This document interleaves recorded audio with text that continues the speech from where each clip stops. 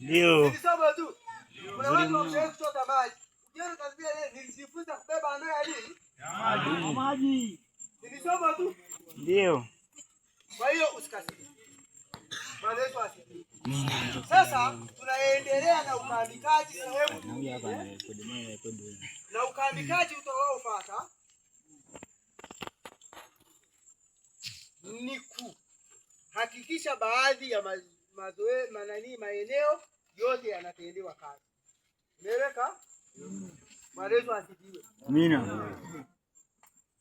Na baada ya kuwa nimesema hayo, niwashukuru wote tangu asubuhi mmefanya kazi njema kwa kweli, Mungu awabariki. Jamani, ninawashukuru. Amina. Mpenzi ameiona kazi yenu, ameshukuru. Amina. Amesema mbarikiwe. Amina. Sasa kuna majukumu machache tumeachiwa ili eneo letu la mkutano hili. Ndio.